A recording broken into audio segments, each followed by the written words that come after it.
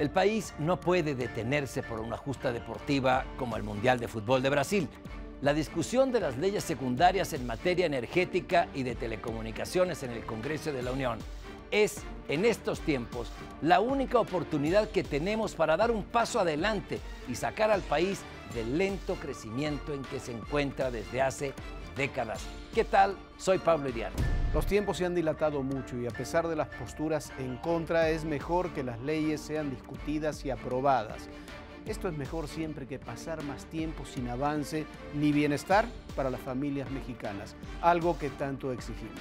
Hola, soy Jorge Fernández Menéndez.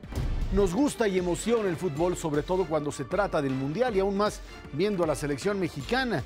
Pero eso no significa que debemos posponer nuestras obligaciones, sobre todo si se trata del futuro de una nación entera. El empuje político de 2013 se ha desinflado y no ha habido grandes avances este año como ya lo esperábamos. Peor sería no hacer absolutamente nada. Buenas noches, yo soy Esdras Chabot y esto es México Confidencial.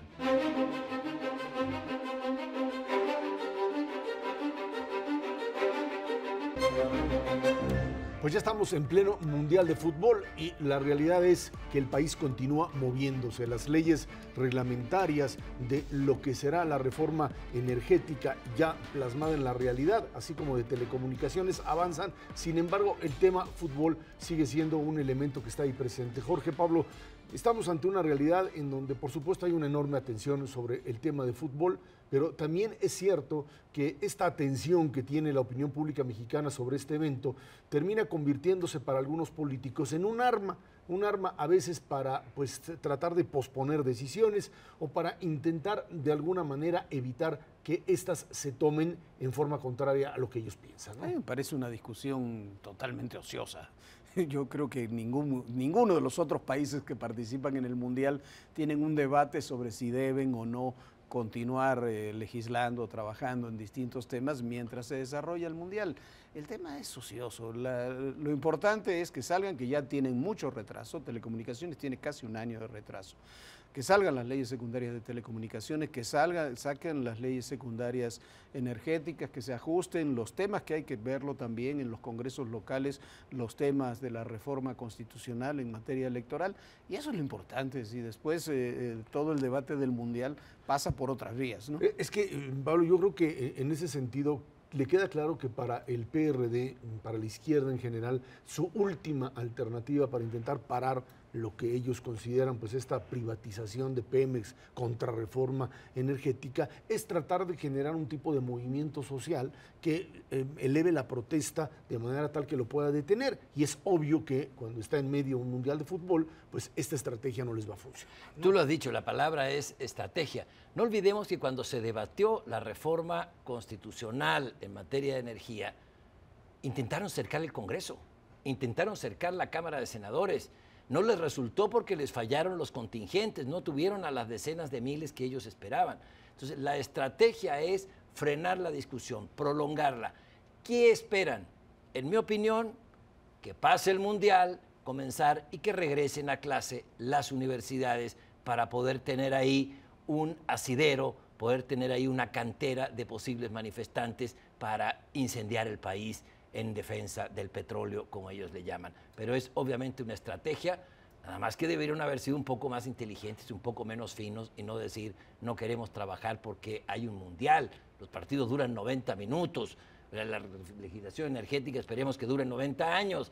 Entonces sí es un despropósito, es una vergüenza ese argumento.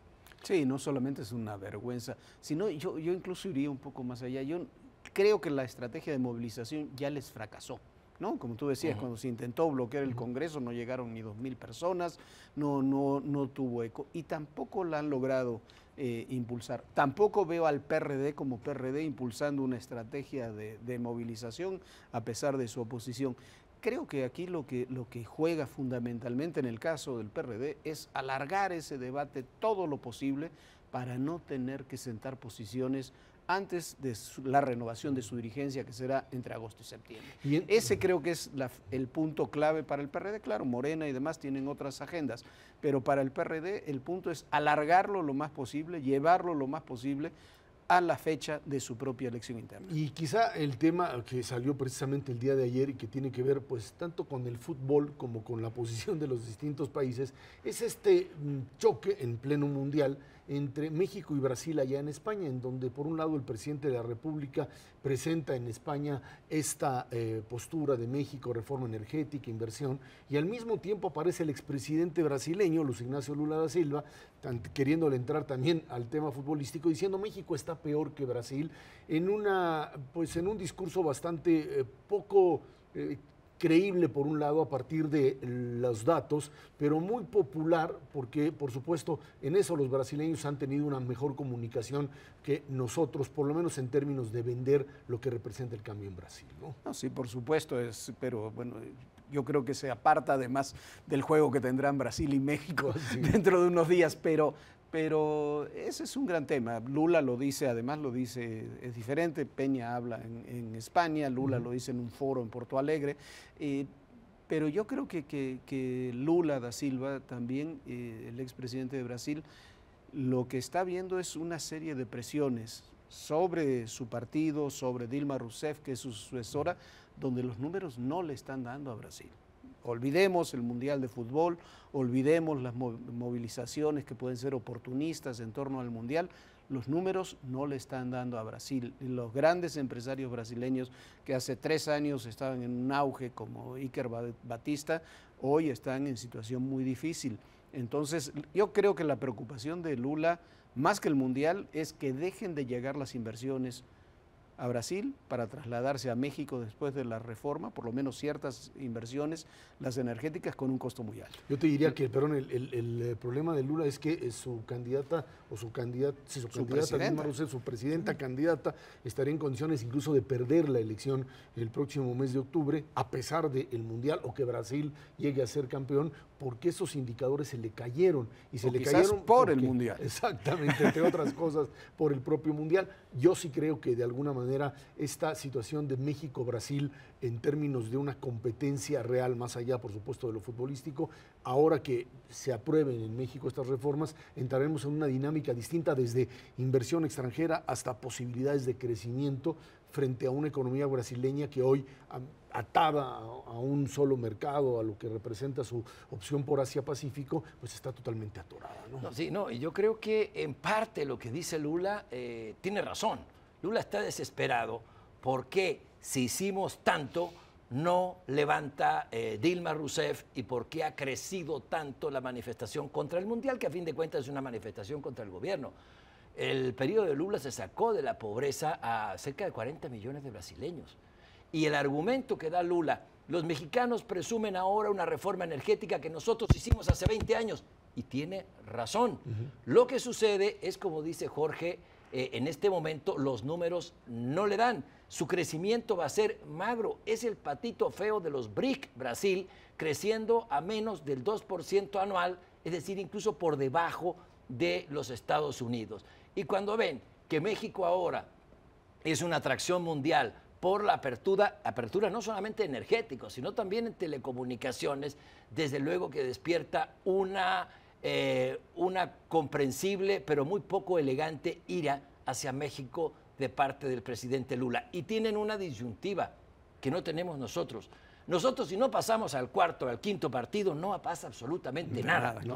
Si los brasileños se quedan en el cuarto o en el quinto, o no ganan el Mundial, o no llegan a la final, yo creo que esa presidencia estará tambaleándose.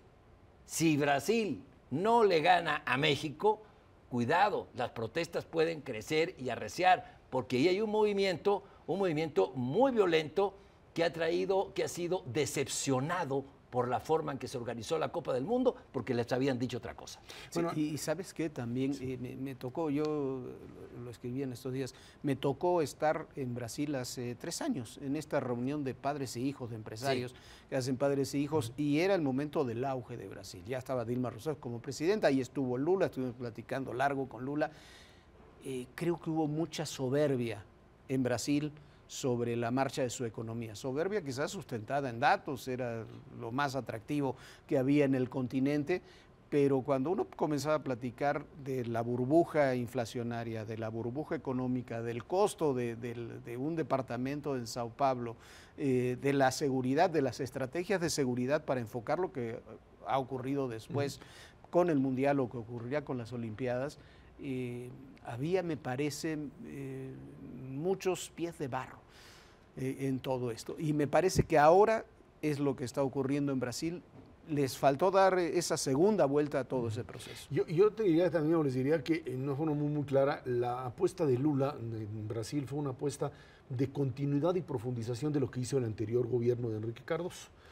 Y a partir de ello, lo interesante es que la izquierda mexicana, regresando por supuesto al tema de México, ve a Lula como un gran transformador, pero las medidas impuestas por Lula están en sentido contrario, totalmente contrario de lo que siguen proponiendo aquí en la izquierda en términos de estatización, de control de la propia paraestatal de Pemex, etcétera. Es un discurso un poco raro de identificación con un modelo de izquierda que en la práctica lo que hizo fue, no quiero decir que políticas de derecha, pero sí un pragmatismo para abrir mercados, hacer crecer al país, que le generó pues una gran popularidad incluso en la propia izquierda. Y para dar continuidad a ese proceso de reformas, creo que Lula eligió una persona técnicamente idónea, pero muy poco carismática, muy poco popular, que podría dar al traste esa sucesión con la continuidad de las reformas que vienen desde el presidente Cardoso, profundizadas por Lula y ahora tambaleándose con Dilma.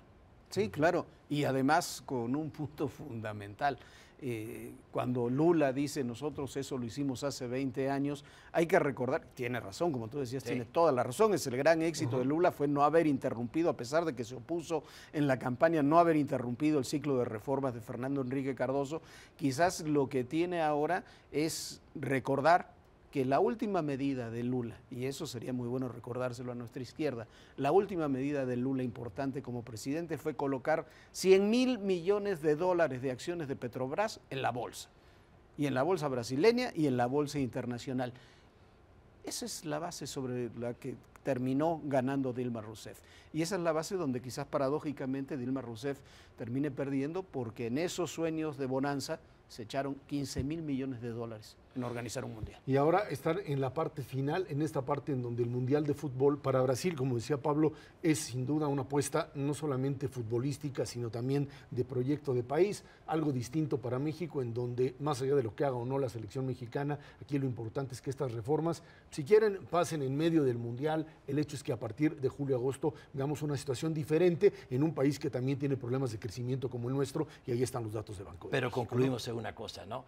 El argumento de decir vamos a parar la discusión legislativa sobre las reformas más importantes que hemos tenido en México en décadas porque hay un mundial de fútbol es baladí, es una vergüenza, insostenible, y les debería dar pena a quienes están planteando Pablo, eso. yo creo que es un error gravísimo, ¿Sí o no? un error gravísimo por parte de la izquierda mexicana en general, asumir el tema de la reforma energética otra vez, no para un cambio, sino para el mantenimiento de este nacionalismo que simple y sencillamente no cuaja en un proyecto propio de lo que debe ser una izquierda. Ahí está el caso de Brasil, sin duda, o el caso chileno en otras dimensiones, algo que la izquierda mexicana no quiere aprender.